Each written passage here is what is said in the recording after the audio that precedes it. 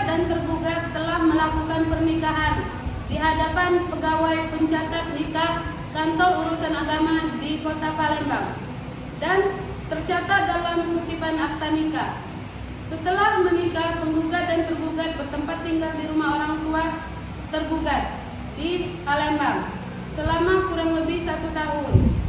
Kemudian pada bulan Juni 2022, antara penggugat dan tergugat pisah rumah. Penggugat pulang ke rumah orang tuanya. Dalam pernikahan tersebut, penggugat dan tergugat telah dikaruniai 1 orang anak bernama Danang yang lahir pada 25 Oktober 2022. Lalu sejak bulan Januari, ketentraman rumah tangga penggugat dan tergugat mulai goyah. Setelah antara penggugat dan tergugat terus-menerus terjadi di perselisihan dan pertengkaran, dan akhirnya mereka memutuskan untuk bercerai. Setelah beberapa bulan bercerai, maka memperebutkan hak asuh anak. Sang ibu selaku pemegang hak asuh mutlak anak di bawah umur diduga melalaikan pengawasan anak, dikarenakan sang ibu sibuk bekerja di luar kota. Sang ayah pun menggugat ke pengadilan negeri untuk mendapatkan hak asuhnya. Bagaimana proses kelanjutan ceritanya? Bagaimana hasil putusan pengadilan negeri nanti? Apakah bisa diselesaikan dengan mediasi atau berlanjut di meja hijau? Assalamualaikum warahmatullahi wabarakatuh. Waalaikumsalam warahmatullahi wabarakatuh. Selamat siang Bapak Ibu sekalian. Bagaimana kabarnya? Alhamdulillah baik. Jadi di sini apakah benar dengan Bapak Farid selaku penggugat? Ya, benar, Pak. Kemudian dengan Ibu Fani selaku tergugat? Iya benar Pak.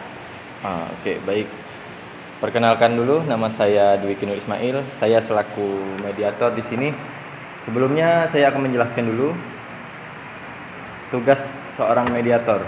Jadi tugas mediator di sini adalah menyelesaikan sengketa antara kedua belah pihak, yang dimana keduanya menghasilkan kesepakatan bersama. Dan di sini dari pengadilan bahwasanya Bapak Farid telah menggugat Ibu Fani atas hak asuh anak. Apakah benar? Ya, benar, Pak. Kemudian di sini bisa Bapak jelaskan kembali mengenai perkaranya seperti apa? Begini, Pak. Saya kan cerai sudah lama dan saya sering mengunjungi dan mendatangi anak saya. Di saat saya menengok anak saya tidak dalam penguasaan orang tua.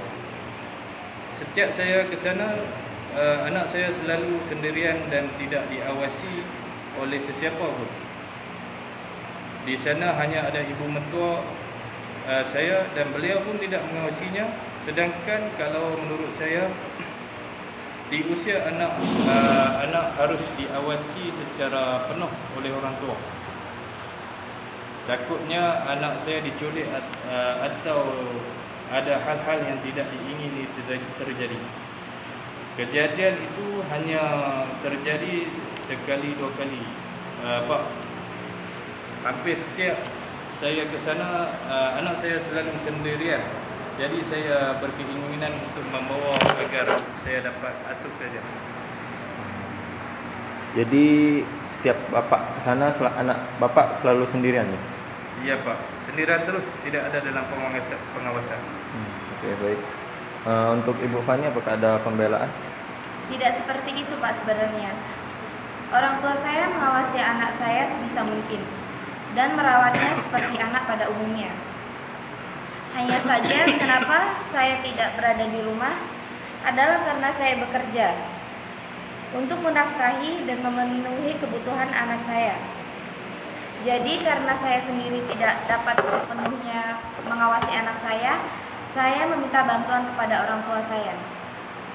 Jadi berarti Ibu Fani sendiri bekerja ya untuk menafkahi dan memenuhi kebutuhan anak Ibu? Iya benar Pak. Jadi bagaimana kemudian Pak Farid? Ya, tapi tidak bisa begitu, Pak. Realitinya ibu mentua tidak mengurusi dan mengawasinya. Kamu hanya sesekali saja datang ke rumah, tidak setiap hari. Bukan hanya sesekali saja. Saya di sana bukan hanya 1-2 jam. Hampir setiap hari saya di sana dan ibu mertua hanya diam di dalam rumah. Jadi menurut Bapak, anak Anda ini tidak dalam pengawasan? Iya Pak. Kerana menurut saya dia masih di bawah umur dan memang harus dalam pengawasan penuh orang tua. Baik, bagaimana menurut Bu Fani? Menurut saya, orang tua saya begitu karena ada ayahnya. Jadi mereka memberikan waktu untuk anak agar bisa bermain bersama ayahnya.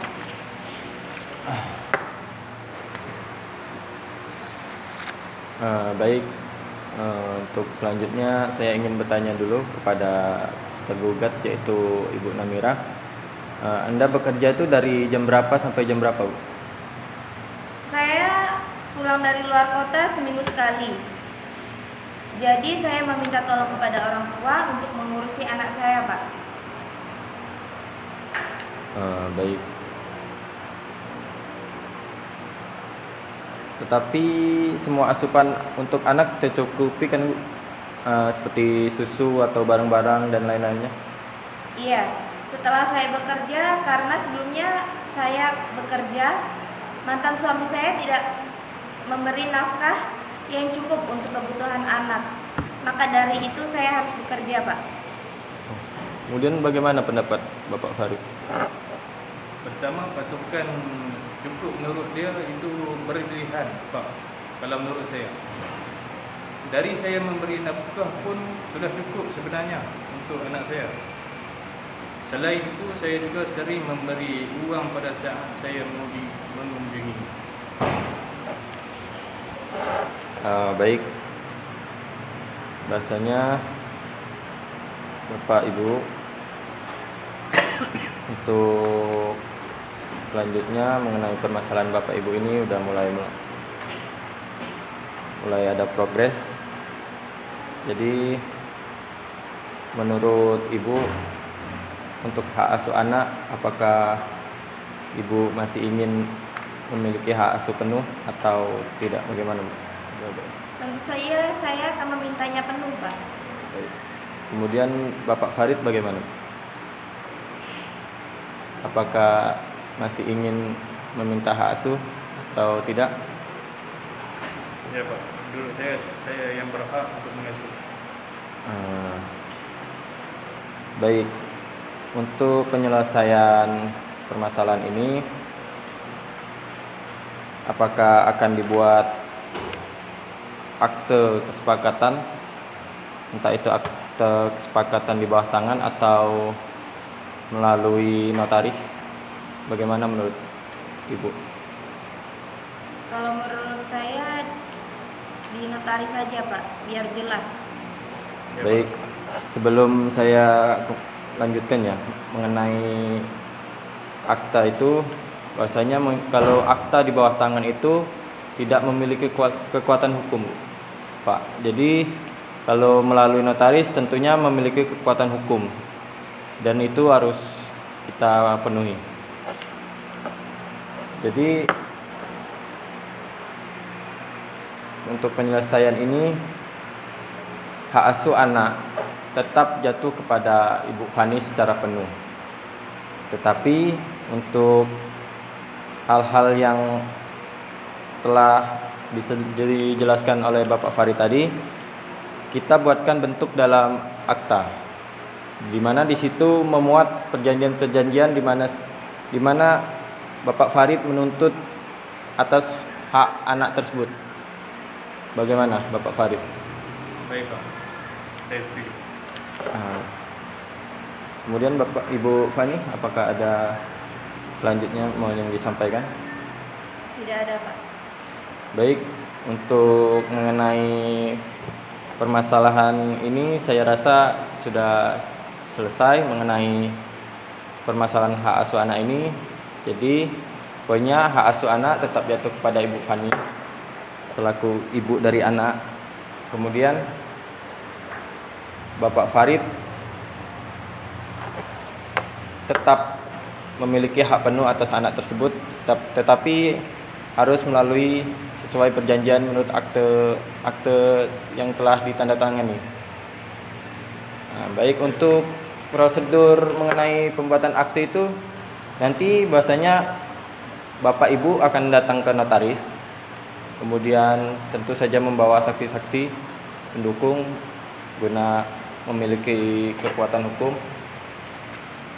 Saya rasa cukup ya untuk permasalahan ini. Jadi permasalahan ini sudah damai ya antara Bapak Farid kemudian Ibu Fani mengenai hak asuh anak. Jadi baiklah, saya rasa cukup sekian. Assalamualaikum warahmatullahi wabarakatuh. Waalaikumsalam warahmatullahi wabarakatuh.